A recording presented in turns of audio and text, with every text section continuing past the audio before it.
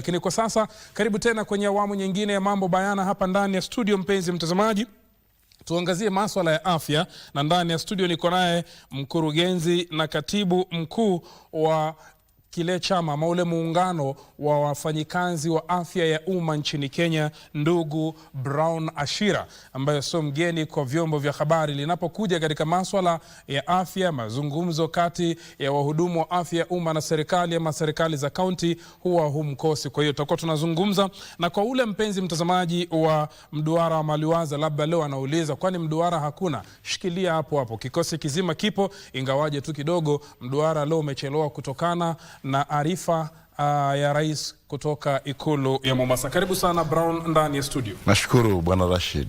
Labda kabla tusonge mbele kwa dakika moja tu, unatathmini vipi hotuba ya Rais Daktari William Ruto kuhusiana na swala zima hili la bei ya bidhaa za mafuta na masuala mengi yanayofungamana na hali ya usafiri nchini Kenya? Unajua, wakati alikuwa anazungumza nilikuwa najiuliza nani mwakilishi ya mwananchi pale.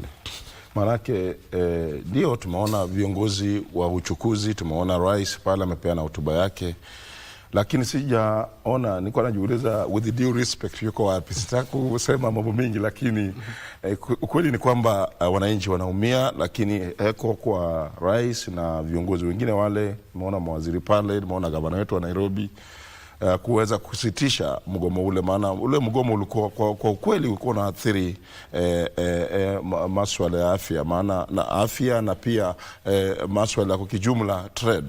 Maana watu wote wa Nairobi nilikuwa tunakuja hata kukuja kwenye jiji na kwa shida.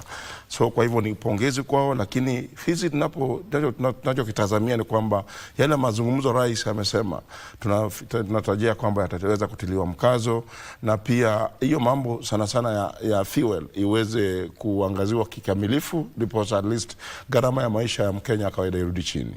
Maana sisi wote tunaishi kwenye nchi hii, hatuwezi kwenda kwenye Uganda, tunaishi Kenya tu hapa. Kwa hivyo sisi kama wanaafya tunampa kongole rais na wale viongozi wa matatu pale, lakini tunaomba ya kwamba mwananchi aweze kuangaziwa kikamilifu. Nashukuru.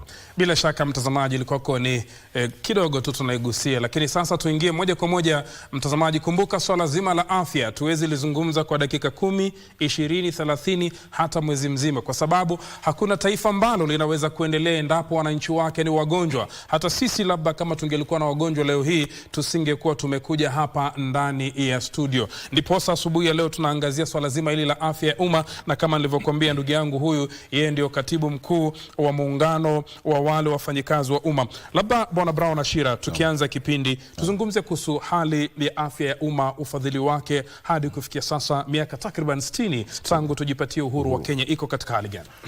Naam, nashukuru sana kwa watazamaji. Asante sana KBC Rashid kwa kutuweza kutualika hapa. Mimi naitwa Brown, mimi ni katibu mkuu wa chama cha muungano wa maafisa afya ya umma na usafi. Ieleweke kwamba wakati madaktari wanaamka kutibu, sisi tunaamka kuzuia. Kazi yetu kuu katika wizara ya afya ama kwenye nchi zetu, kwenye gatuzi zetu, ni kwamba kila kukicha tunaamka kuzuia majanga, kuzuia magonjwa, ndiposa Wakenya waweze kuishi katika afya ambayo ni ile nadhifu. Hatutaki kuona hospitali zetu ama vituo vyetu vya afya vikiwa na mkurupuko ama vikiwa na watu wengi ambao wanaenda kule. Tunataka zile hela ambazo serikali inawekeza katika kujenga zahanati ama kujenga hospitali zetu ama kununua madawa mingi, ziweze hizo hela serikali inaweza tumia zile hela kuweza kufanya mambo mingi katika kujenga mambo ya msingi, kujenga kuweka stima na vitu kama hizo. Kwa hivyo sisi kama watu wa afya ama public health officers, kazi yetu ni kuzuia majanga. Tunahakikisha kwamba kila kukicha tunazuia magonjwa kama ya TB, magonjwa kama malaria, magonjwa kama Ebola, ile ambayo inatusumbua sasa hivi. Ni magonjwa ambayo ni sugu, lakini pia yaweza kuzuilika iwapo tutawekeza katika hali ya kuzuia kikamilifu. Maana kwa muda mrefu Afrika na Kenya nzima hatujawekeza katika hali ya kuzuia. Imekuwa ni kitu ambacho ni cha kusikitisha sana, maana hata tukienda na Abuja Declaration ilisema kwamba 15% ama 15% iweze kuwekeza katika hali ya afya, lakini ukiangalia nchi zetu, hata kwenye wizara yetu ya afya, hata ukiangalia makadirio ya bajeti, hata ile ambayo iko kwenye bunge sasa hivi, unapata kwamba public health ama primary health care haijapelewa msingi ambayo inafaa. Unapata kwamba hela mingi zinawekeza katika hali ya kutibu ama kwenye medical services, lakini katika hali ya kuzuia unapata kwamba kuna hela nadhifu ama hela hafifu mno ambazo zinatoa, na ndio maana unapata kuna shida kubwa, maana tunatayarisha inji ambayo tunapigana na magonjwa, hatutayarishi inji ambayo tunataka kuangalia kwamba watu ambao wakuwe na afya nzuri. Kila kukicha tunaongelea mambo ya kutibu, tunaongelea mambo ya kutayarisha wananchi wakuwe wagonjwa. Nataka tukiamka, Rashid, siku moja tunaangalia tukiona kwamba hizi mambo ya diabetes, hii maneno ya high blood pressure, mambo ya ukimwi, mambo ya malaria, tutapata kwamba tutafika mahali hata zile takwimu ambazo zinaenda juu, hata zile fatality cases za wale ambao wakufa na Ebola na zingine zitaweza kurudi chini. Kwa hivyo ni jambo ambalo la kusikitisha, maana hatujaweza kupiga hatua jeki ama kupiga jeki masuala mzima ya public health. Lakini sisi kama muungano wa afya ama afya wa mama public health, tunazidi kurai serikali ya kwamba kila kukicha, hata saa hii universal health coverage haiwezi, ama huduma kwa afya kwa wote haiwezi kufanikishwa iwapo swala nzima la public health halitaweza kuangaziwa kwenye Kenya hii na ama kwenye Afrika nzima. Naam. Umezungumzia swala la universal health coverage. Naam. Ambapo naweza sema kwamba ndio uti wa mgongo kwa sasa katika swala zima hili la afya, kwa sababu wengi wanategemea hii. Sijui mahali unaposimama kama katibu wa muungano wa wafanyikazi wa umma na usafi, universal health coverage hadi kufikia sasa unaweza kuzungumzia vipi? Mojawapo ya pila msingi sana ya serikali ya Kenya Kwanza. Serikali ilikuwa imeanza mzuri swala hilo la universal health coverage, maana tuliona iliweza kupitisha zile sheria ambazo zinafaa kupitishwa. Ukiangalia 2023 tulikuwa na Primary Health Care Act, tukakuwa na Digital Health Act, tukakuwa na Social Health Authority Act ambazo zilipitishwa. Hizo sheria ilikuwa ni kwamba ziweze kufanikisha mpango huu mzima wa universal health coverage ama huduma kwa afya kwa wote. Lakini ukiangalia wasimamizi ama jinsi ambavyo huo mpango mzima unachukulia kwetu, tunaangalia kama serikali pia kidogo imekosa mwelekeo, maana ukiangalia ndio uweze kufanikisha mpango huu mzima, kitu cha kwanza unafaa lazima uangalie wafanyikazi wa UHC. Unapatikana kwamba wale wafanyikazi ambao walikuwa kwenye kandarasi ya UHC kwa zaidi ya takriban miaka 5, hao wafanyikazi hawajapewa kandarasi ya kudumu. Na juzi uliona waziri wetu Duale akisema kwamba wavumilie, sijui by June watakuwa wamepewa kandarasi za kudumu. Lakini tunapoongea sasa hivi, mimi niko na members ama wale members wangu ambao wako kwenye mpango mzima wa UHC ambao ni kwamba hawajalipwa mshahara mwezi huu.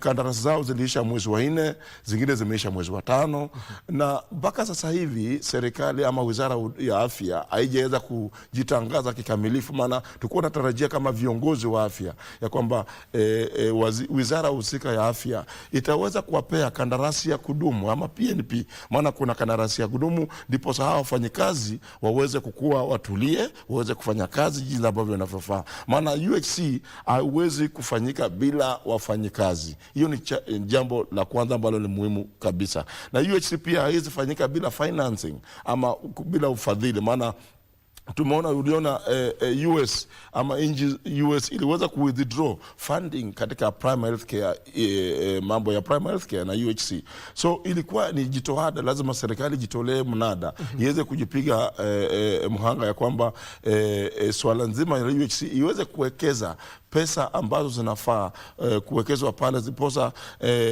swala nzima la UHC liweze kuangaliwa. Maana tunasema UHC ilikuja ule mtu ambaye mfano ako Turkana ama ako Wajir kule ambayo hajafikiwa na afya, ule mtu ako pale Lamu, ule mtu ako, hatuongelei Nairobi peke yake, ule ambaye uweze kufikiwa ama ana uwezo wa kumudu afya, maana ni out of pocket spending, tunapunguza out of pocket spending, aweze kuweza kupata hiyo afya katika hali ambayo ni nadhifu. Kwa hivyo ni mzuri ya kwamba swala nzima la UHC liweze kufadhiliwa, na pia wale wafanyikazi wetu wa huo huduma wa afya kwa wote waweze kupewa kandarasi za kudumu, maana pia na wananchi, pia ni Wakenya, pia ni watu ambao wamekwenda shule na wanafaa pia kuweza kufanikisha mpango huu mzima kwa ujumla.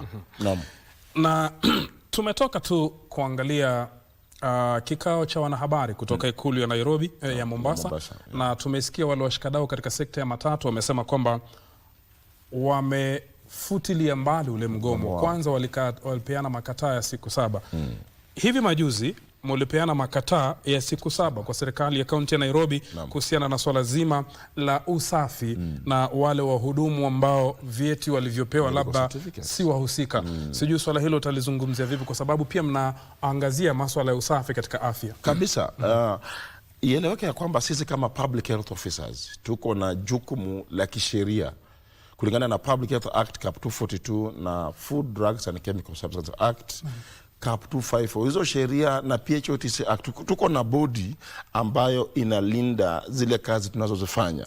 Na medical certification ama ile cheti cha kupewa mtu ambaye anasimamia chakula ni baadhi ya zile kazi ambazo tunaruhusiwa kufanya, ama is a regulated function kwa kimombo, kulingana na body yetu ya Public Health Officers Kenya. Na tumeona program mingi, ama hata medical certificates, hata program mingi ambazo ni za public health zinarudishwa ama zinafanywa clinical, na tunapata kwamba wale watu ambao ni madaktari ama wale wenye hawana tajriba katika hali ya kuzuia magonjwa wanapewa program zile kusimamia. Mfano ni kama ile tumesema ya Nairobi ambao tumepewa makataa siku 7, na tulipeana makataa siku 22, na tunafuatilia kwa ukaribu kabisa, na tumesema kwamba hatutaki kuona watu wa Nairobi. Unajua Nairobi, Rashid, ni jimbo ambalo lazima tuliangalia kwa kikamilifu sana, maana watu wengi wanaoingia Nairobi na kutoka ni wengi. Mfano mchana unaweza pata watu ni milioni 4, wale ambao 5 wale wanatoka ni milioni wale wanabaki ni milioni 3. Kwa hivyo ni watu ambao ni wengi, na tuwezi risk ama kuweza kuexpose wale watu ambao wanaingia Nairobi katika masuala ya ugonjwa kama wa typhoid na cholera na kipindupindu ama salmonella. Kwa hivyo sababu ya hicho cheti cha medical certificate ni kwamba huyo mtu kabla afanye kazi ya hoteli ni kwamba lazima akuwa ameangaliwa, amefanywa physical examination.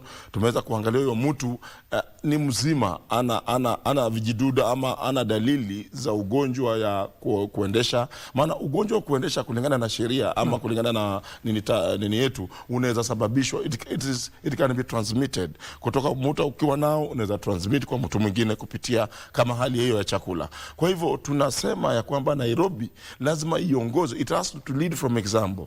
Lazima iongeze kuanzia pale mbele. Haiwezekani ya kwamba kitengo hicho cha medical certificate kinasimamiwa na mtu ana tajriba ya kuzuia ambaye sio public health officer. Tunataka gavana wetu aweze kuingilia ile swala, na tumeambia, tunajua hata chief officer wetu ni vile kazi inaendelea pale. Tunataka hiyo kitengo cha medical certificates unit kiweze kupewa public health officers, maana hiyo ni kazi yetu ambayo sisi ni authorized officers kulingana na hizo sheria 2 ambazo nimekuelezea. Na hiyo ni kazi si ambayo tunaomba, ni kazi ambayo niko na cheti ama license ya kufanya hiyo kazi. Tunataka hiyo kazi ipewe watu wa public health, so that watu wa public health waweze, na hatuna wafifu wa PHOC Nairobi ambao wamefanya mambo ya food quality na food safety na medical certificates. Tunataka kuona kwamba hiyo kazi inaendeshwa vizuri, ndipo tukuweze kuashua watu wa Nairobi ya kwamba kile chakula unachokula ni chakula kizuri. Wale watu ambao wanatupikia chakula ni watu ambao wamefanywa ile kitu inaitwa medical examination, hawana ugonjwa wa typhoid ama kuendesha, hawana virusi vya Vibrio cholerae ama cholera, na wako sawa na chakula. Zile hoteli zetu ama wale watu wana handle chakula wako nadhifu, wako sawa kuweza kufanya nini, kuhandle hiyo chakula. Na tuwezi waashua iwapo sisi wenyewe wale wamesimamia hiyo chakula ama hiyo idara ya medical certificates sio watu ambao wana hiyo tajriba ya medical certificate, certificates ama wana tajriba ya public health. Kwa hivyo ni jambo ambalo tunataka gavana aingilie kati. Hatutaki kuona crisis in Nairobi. Maana kila kitu ambacho tunakula hapa, unajua mtu alisema you are what you eat. Maana ukiingia pale uko na njaa kwenye tumbo, utaingia pale utaki kujua ule mtu ametengeneza chakula alikuwa nani. Na sasa hiyo ndio kazi yetu kama public health. Sasa tuhakikishe kwamba hicho chakula kiko sawa na ule mtu mazingira ile chakula iko sawa. Na hata zile hoteli zetu za Nairobi ziko na vyoo vya kutosha, kuna maji ya kuoga mkono. Unajua COVID-19 ama ile virusi vya corona zilitufunza vitu mingi. Zilitufunza kwamba ni vizuri kuweka social distancing, kuweka kunao mkono, tuweze kufanya mambo mengine. So lazima tuhakikisha kwamba wale watu wanatusimamia katika idara ya medical certificates ni watu ambao na PHOs, na lazima wale ambao wamesimamia na wale anayo ujuzi waweze kuondoka, waweze kupelekwa mahali ile ujuzi wao unahitajika ambao ni hospitali. Naam. Bila shaka mtazamaji, kwa wewe ambaye ndo unafungua runinga yako ya KBC Channel 1 kwa sasa, unayotazama ni Kudzaa Channel. Tuko kwenye sehemu ya mambo bayana na studioni niko naye katibu mkuu na mkurugenzi wa muungano wa afya ya umma na usafi Brown Achira, tukizungumzia masuala ya afya ya umma nchini Kenya. Mpenzi mtazamaji, tukimalizia ikiwa hivi sasa ni saa 3:30 saa za kanda ya Afrika Mashariki ndani ya KBC Channel 1, kipindi ni Kudzaa Channel. Nirudi kwako bwana katibu. Naam. Labda nyinyi kama muungano wa wafanyikazi wa umma na usafi ni changamoto gani ambazo mnazipitia na mna mapendekezo gani ili angalau, kwa sababu mupo kisheria, ili muweze kufanya kazi yenu vizuri? Naam. Changamoto sio haba. Sisi kama wafanyikazi wa afya ya umma kwamba changamoto ya kwanza ni kwamba tangia ugatuzi uanze, since devolution, hatujaona serikali kuu na serikali za gatuzi zikiekeza ama zikiajiri wafanyikazi wa afya ya umma na usafi. Na hao ni watu ambao wako na tajriba. Iwapo tutawaajiri na tuweze kuwekeza katika hali ya kuzuia magonjwa, naweza kuambia ukweli ya Rashid, Kenya hii tutakuwa na hela za kutosha za kuweza kuzuia, za kuweza kufanya kazi zingine mingi. Kwa hivyo changamoto zile ambazo tumekuwa nazo mingi ni kwamba watu wetu wana retire, most of them wana retire, wengine wanakufa kwa bahati mbaya vile kulivyo, wengine wanaenda kwenye masomo, wanaenda ugaibuni ama kule ng'ambo kuendeleza mambo mengine. Unapata kwamba serikali haiajiri ama haireplace au maafisa wa afya ya umma na usafi. Na ndio sasa tunasema hata ukiangalia pale kwenye border points, unajua sasa kuna Ebola, na Ebola imetoka pale DRC Congo. Umesikia kuna visa ambavyo vimeripotia pale Uganda visa viwili. Na unajua kama hatutakuwa makini, yes, wizara ya afya imetoa alert, imetoa advisory katika mipaka yetu ati wa Kenya tukue alert, lakini kama hata hiyo advisory haitaweza kuongezwa wafanyikazi, maana hiyo border security measures ama public health measures kwa borders, ile tuweza kuzuia Ebola isiingie kwenye taifa letu la Kenya, ni kwamba PHOs ama public health officers wako kwenye ile border kufanya ile tunaita health screening. Tunafanya screening ya wale travelers ama wale ambao wanatoka kwenye Congo ama wanaingia Uganda, tuhakikisha kwamba wale wanaingia Kenya ni wale ambao tumefanya screening, na wale wako na suspected cases tunaweka kwenye isolation na ama unaweka kwenye quarantine, kuhakikisha kwamba hizo virusi havisambai kwa haraka. Maana tusipofanya screening tutakuwa tunahatarisha maisha ya Wakenya wengine ama watu wa Uganda ama East Africa mzima. Umesema kinga ni bora kuliko tiba. Kinga ni bora kushinda kuliko kutibu. Maana so tunataka ya kwamba hata sasa hivi nilikuwa natarajia wizara ya afya ingeajiri emergency public health officers. Hili ni swala la dharura. Maana WHO ilideclare Ebola as a public health emergency. Tulikuwa natarajia kwamba wizara sasa ingekuwa imeajiri wafanyikazi wa afya kutosha kuweza kuangalia ile swala nzima la Ebola na pia diarrhea, na so that tuweze kuzuia huo mkurupuko kuweza kufanya nini kuingia. Lakini nashukuru maana imepeana advisory, lakini hiyo advisory inakuwa enforced, maana PHOs are enforcing officers, inakuwa enforced na wale maafisa wa afya umma wale ambao kwenye hizo boda zetu, kuhakikisha kwamba ugonjwa usiingie hapa. Changamoto ya tatu ni kwamba ni ufadhili. Na tunaambia serikali, yes, kutibu ni mzuri, Yes, kuwekeza katika education ni muhimu. Juzi niliona makadirio ya bajeti ya elimu ilipewa 700 billion shillings. Lakini Rashid, uwezi kuwa na mtoto ambaye ni mgonjwa ambaye anakwenda shule na kusoma. Lazima mtu akuwe mzima, ukikaa kwenye darasa uwe mwenye ambaye uko una buheri ya afya. Mtu ambaye ni mgonjwa hawezi kusoma. Nchi ambayo iko na watu wagonjwa haiwezi kuwa productive. Lazima tuambie rights, lazima aelewe na kuwa productive, na ni lazima public health ama healthcare in general lazima iweze kuwekezwa. Kwa hivyo mambo ya ufadhili kuanzia kwa Wizara ya Afya kwenda kwenye bunge letu parliament, maana tunajua parliament inafanya makadirio ya bajeti. Tunataka waongezee mgao ambao unakuja kwenye public health so that tuweze kuzuia magonjwa. Challenge ambayo ni ya tatu ni kwamba zile sheria ambazo zinatusimamia like the Public Health Act na Food Drugs and Chemicals Cap 254, hizo sheria zote ziko outdated, hazija align na new dispensation. Tunataka Dr. Nyikala ambaye ni mwenyekiti wa kamati ya afya pale bungeni tuweze kuleta mswada, tuweze kurekebisha hizo acts ziweze kualign na the new constitution. Maana pia ukiwa na act ambayo ni ya zamani lazima iweze kufanywa review, iweze kualign na vile kunafaa kwenda. Lakini kwa ujumla lazima tuweze kuwekeza katika kuajiri, serikali iweze kuajiri maafisa wa afya wa kutosha, tuweze kuweka maabara ya kupima chakula, maana laboratories zetu, National Public Health Lab zetu ambazo ni moja tu. Nikupe mfano ile food poisoning ilifanyika pale Mkumu. Kulikuwa pale Mkumu kuna food poisoning ambayo ilifanyika pale kwenye shule. Hata Mbooni uliona juzi Mbooni kulikuwa na shida ya diarrhea. Lazima tuwekeze, kujenga maabara ya kupima chakula kuhakikisha kwamba hiyo kitu hiyo mambo yote imefanyika vile ambavyo inafaa kufanyika. Ikifanyika hivyo vyote utapata kwamba public health itakuwa sawa, kutibu itakuwa sawa, mambo yote kwa ujumla mambo itakuwa sawa. Tukuwe na ile holistic approach ya kuangalia mambo ya afya. Naam. Labda tukimalizia kwa sababu ya muda, kamera yako ni hii inayokuangalia hapa, ndugu yangu Brown Ashira. Labda una lipi la kusema kulingana na afya ya umma na swala zima la usafi katika taifa letu la Kenya, hasa ukiangazia masuala uliyoangazia, mchipuko wa Ebola, mkurupuko wa magonjwa kadha wa kadha kama vile pneumonia, malaria na vile vile pia kolera ama kipindupindu? Nchi ya Kenya ni nchi ambayo ni kubwa sana na tunaweza piga hatua madhubuti iwapo tutawekeza katika hali ya kuzuia.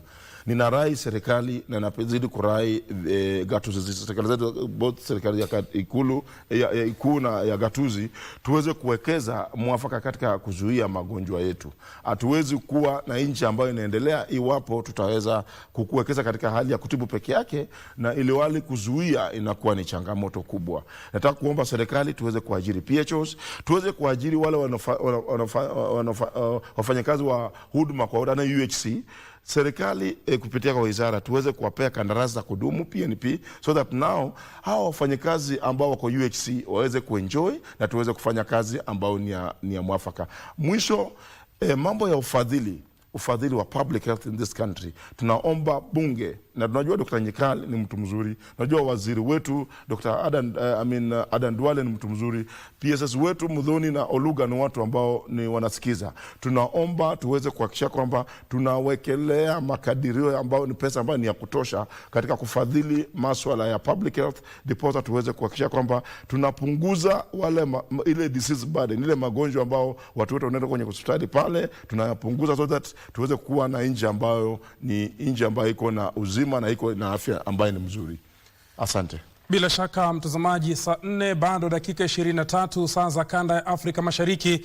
Naomba nitie kikomo hapo. Tumekuwa naye ndugu Brown Ashira ambaye ni katibu na mkurugenzi mkuu wa muungano wa afya ya umma na usafi katika taifa letu la Kenya. Tunachukua pumziko fupi, lakini usende mbali mtazamaji.